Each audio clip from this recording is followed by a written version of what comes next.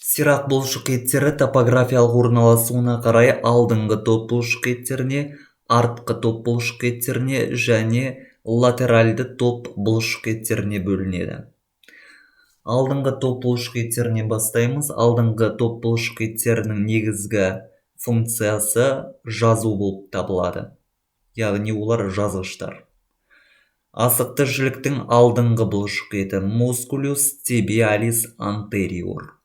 Сыртқы пішіні ұзынша және де жіңішкелеу келген алдыңғы топ бұлшық еттерінің медиальды қапталында орналасатын болып табылады.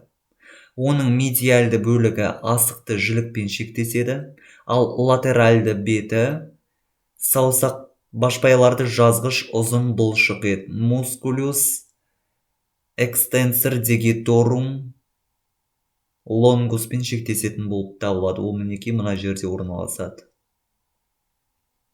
Бұлшық ет талшықтары жалпақтау келіп, асықты жіліктің латеральды айдаршығының алдыңғы бетінен, асықты жіліктің латеральды бетінен және сирақтың сүйек аралық жарғағы мембрана интероса крюристан бастау алатын болып табылады.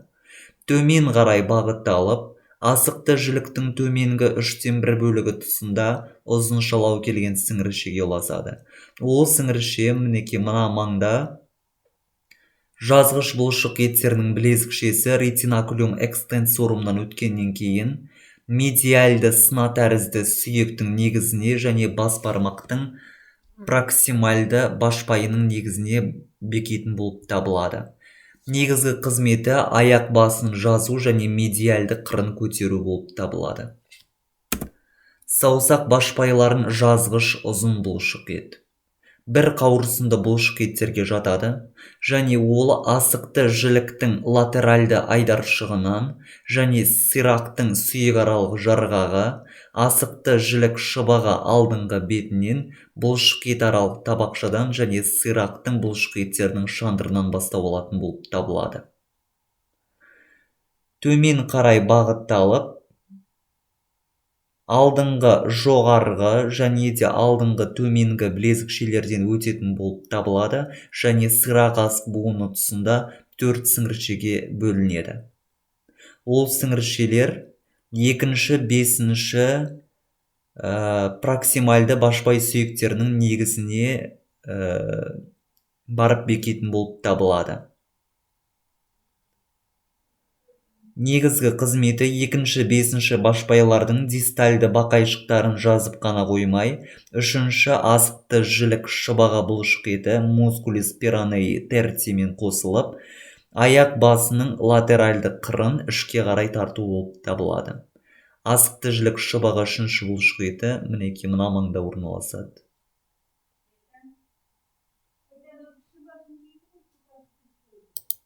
Бас бармақ башпайын жазатын ұзын бұлшық ет мускулюс экстенсор халюцис лонгус деп аталады. Ол башпай сүйектерін жазушы ұзын бұлшық ет мускулюс экстенсор дегиторум мен алдыңғы асықты жілік бұлшық еті мускулюс тибиалис антериордың аралығында орналасатын болып табылады. Асықты жілік шыбығы ортаңғы бөлігінің алдыңғы бетінен және сирақтың сүйек аралық жарғағынан бастау алатын болып табылады.